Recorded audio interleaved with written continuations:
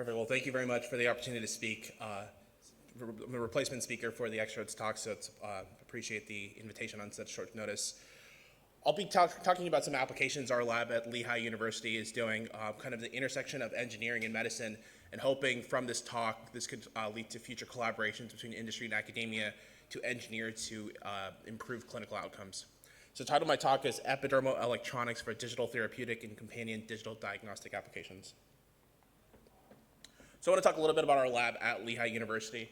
So really, our research follows three key thrusts, which is one is assessing the efficacy of wearable technologies in clinical trials, so evaluating technologies against standard of care to look at what efficacy is in randomized clinical trials, in applications such as orthopedic sports medicine, cardiology, and in other areas of digital therapeutics and for the measurement of digital biomarkers. The second is developing musculoskeletal and physiological models from wearable sensors data to answer clinical questions.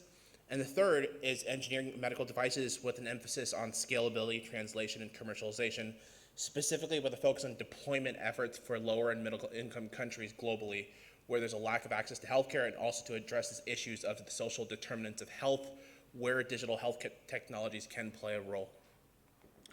So the key three thrusts are we focus in. One is in the human performance and data science front, leveraging collaborations with professional teams using sports as a healthy control to then develop to translate these tech models and devices to clinical populations.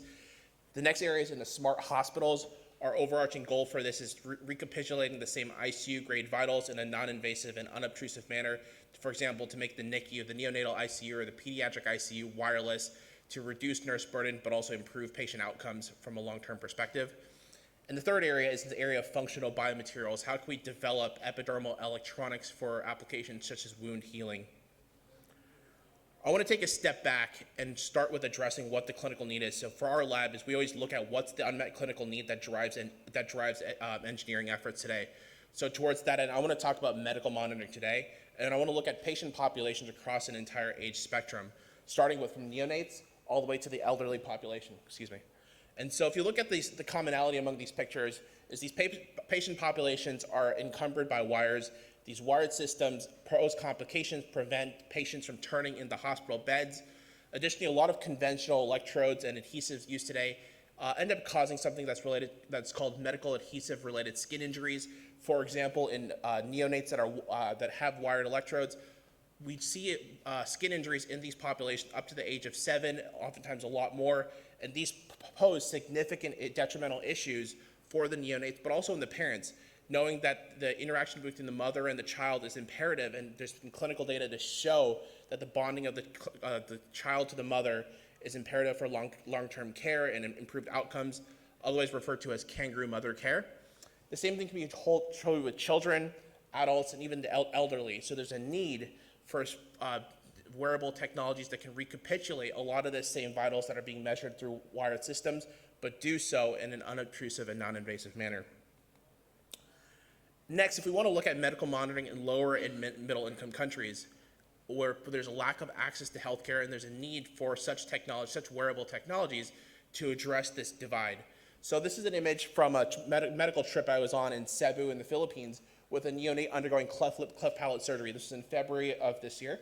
So you can see all the wires that are connected up to this child for anesthesia monitoring, from SpO2 to ECG cuffs, ECG electrodes, blood pressure cuffs, everything that's required, and the child is just sitting there while the plastic surgeon is operating on the child.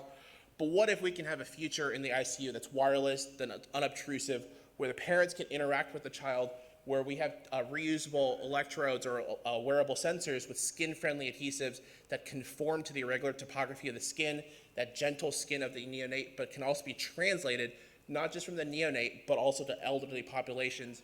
But to decrease nurse burden, we can enable the interoperability of the data that's collected into existing medical monitoring systems today, such that nurses don't need multiple iPads, multiple phones to monitor that data in conjunction with what's being done today. So these are active efforts in our group to translate what's being done today into a wireless, unobtrusive manner. So ultimately what we want to do is focus on the basic science, basic engineering efforts, but translate it from a platform technology to a product. So really we start with the key engineering, developing next-gen materials, smart